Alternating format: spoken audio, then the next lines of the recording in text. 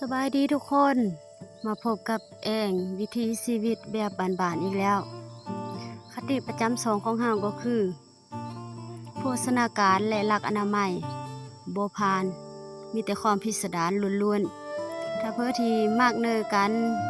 เฮ็ดอาหารแบบพื้นบ้านที่พิสดารแต่รสชาติดีอย่าลืมกดไลค์กดแชร์และกดติดตามเป็นกำลังใจให้พวกเขาเด้มื้อนี้เฮาจะมาเฮ็ดหมกไข่ก่อนอื่นหมดเราก็ต้องเอาไข่มาจีกเอาขี้เหงื่อขี้หญ้ามันออกไป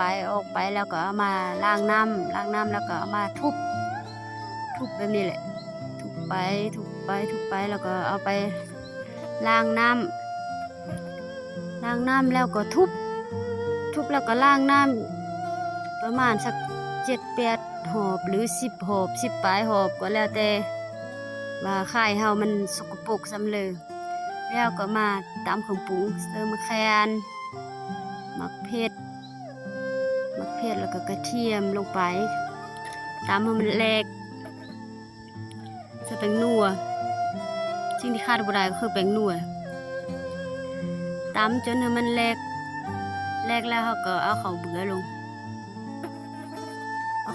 งไปตำจนมันแหลกเข้ากันดีแล้วเราจะบ่เสิร์ฟเกลือเราจะเสิร์ฟน้ำปลาแดกลงไปเพราะน้ำปลาแดกมันก็เค็มอยู่แล้ว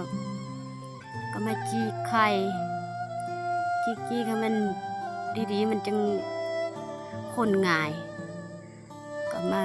เสิร์ฟเนยโคกเลยเอาขี้คร้านเอามือคนก็ตำไปตำมาจนมันเข้ากันดีแล้วก็เอาตองไปลนไฟมาจีก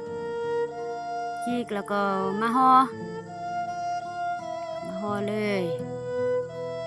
วิธีการห่อก็แล้วแต่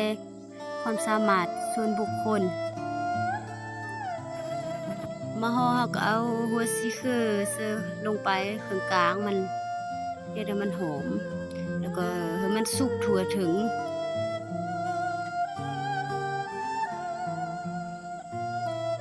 วิธีการห่อของเฮามันก็จะ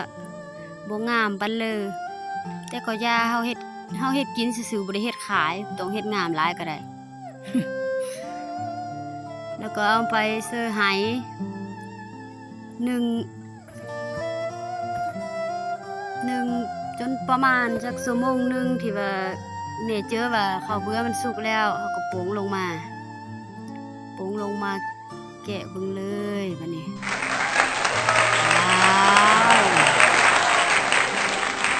ว้าวหุยเอาข้าวเหนียวอุ่นๆมาบายเลยคำเยอะๆแซ่บ